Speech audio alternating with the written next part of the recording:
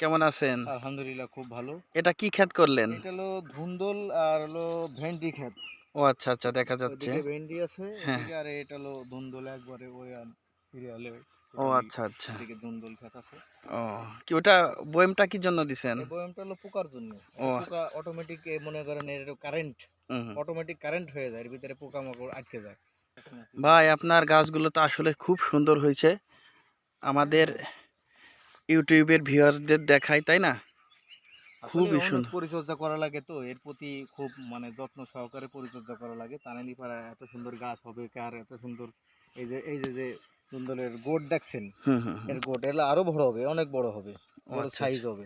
ও আচ্ছা, আচ্ছা। এগুলো হাইব্রিড জাত, ঠিক আছে? মোটামুটি অনেক বড় হবে, এর গোটটাই বড় হয়ে আসে। ও আচ্ছা, আচ্ছা। এটা ফলন কেমন?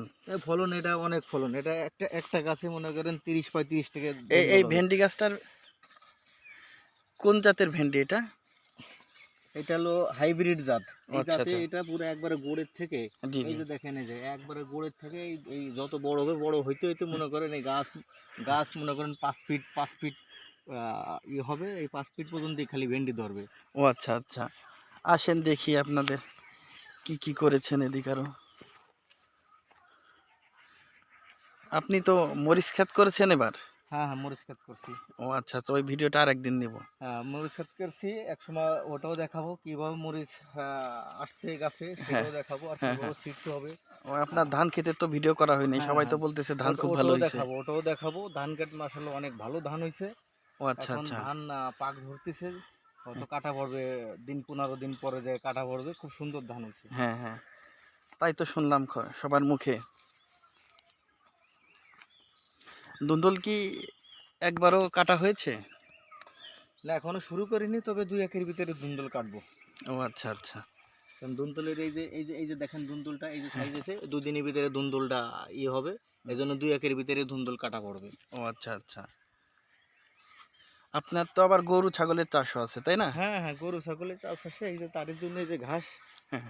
এই ঘাস এই যে পুরো একবারে 10 একর ভুঁইতে আর কি গাছ লাগানো হয়েছে। এই মাথাতে শুরু করে ওই পাশ দিয়ে ঘাস অনেক টোটালি। ওই দিকেও আছে, তাই হ্যাঁ, তো? হ্যাঁ, ওদিকেও আছে। ও এই জন্য আচ্ছা, আচ্ছা। গরু গরু যারা পালবেন হ্যাঁ। তাদের এই ঘাসটা অবশ্যই অবশ্যই লাগবে। আপনি শুধু আপনার এই ঘরে ঘাসটা তো বসে। দেখা যাচ্ছে খুবই মোটা মোটা, হ্যাঁ, খুবই হ্যাঁ, এটা ভালো। এটা এটা আপনার সার মোটামুটি দেখা গেল পরিপূর্ণভাবে সার দিবেন আর পানি পানি দিতে হবে। পানি না দিলে পরে সারে কোনো কাজে আসবে না। আগে পানি দিতে হবে। হুম, হুম। হ্যাঁ, তবে পানি সেচ দেওয়ার আগে সার মারতে হবে। ও আচ্ছা, আচ্ছা। পরিপূর্ণ সার দিবেন, পরিপূর্ণ ঘাস হবে। হুম, দেখলেন হুম। ঘাসের সাইজটা কি? হ্যাঁ, হ্যাঁ। এই ঘাসটা যখন আপনি গরু দিবেন, গরুর শরীরে অটোমেটিক আপনার ওই বাড়তি কোনো ভিটামিন খাওয়ানো লাগবে না। এই ঘাসই অটোমেটিক, এই কাঁচা ঘাস ভিটামিন। ও আচ্ছা, আচ্ছা। চলেন আপনার সামনে আগায় ওই ঘাসগুলা দেখি। আসেন দেখেন।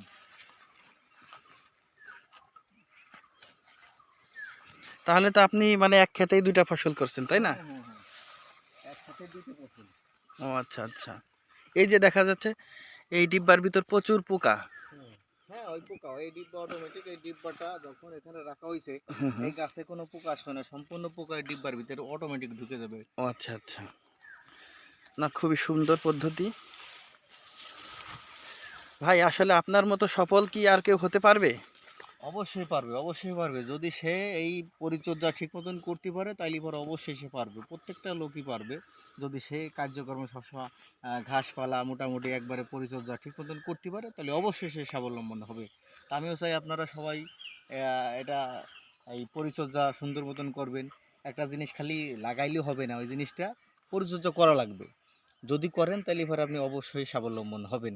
আর যদি আপনি লাগাই থুয়ে আপনি এদিক সেদিক ঘুরে বেড়াইলেন বা খালি দেখাই বেড়ালেন কিন্তু তাতে কোনো ফল আসবে না। এই জন্য আপনাদের সম্পূর্ণ কাজ কীভাবে করতে হবে সবসময় আপনার লাইগে থাকতে হবে। তাইলেই এর একটা ফল পাবেন। দর্শকের সুজন ভাই আপনি তো ঘাসের ভিতর হারিয়ে গেছেন।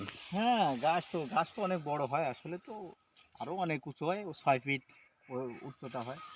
এই ও জন্য আচ্ছা, গাছের আচ্ছা। ভিতরে মাঝে মাঝে হারাই যাওয়া লাগে। দর্শক আমার দর্শকদের উদ্দেশ্যে আপনি কিছু বলেন চ্যানেলের। দর্শকরে বলি এইটাই যে আপনারা বেশি বেশি লাইক কমেন্ট শেয়ার করবেন আর সাবস্ক্রাইব করবেন বেশি বেশি করে, কারণ এগুলো যতই করবেন ততই আপনাদের সবার জন্য এটা ভালো হবে, সবাই এটা। হ্যাঁ আমি সেটাই বলি, হুম, কারণ কি এই সুজন ভাইয়ের কার্যক্রম ছড়িয়ে পড়ার জন্য আমার চ্যানেলটাকে সাবস্ক্রাইব করতে হবে। সাবস্ক্রাইব করার মাধ্যমে শেয়ার করার মাধ্যমেই সবাই দেখতে পারবে যে আসলে কৃষি কাজ করেও সুজন ভাই কত এগিয়ে গেছে। তো সুজন ভাই ঠিক আছে, ভালো লাগলো। আচ্ছা ঠিক আছে, ওকে, আল্লাহ হাফেজ।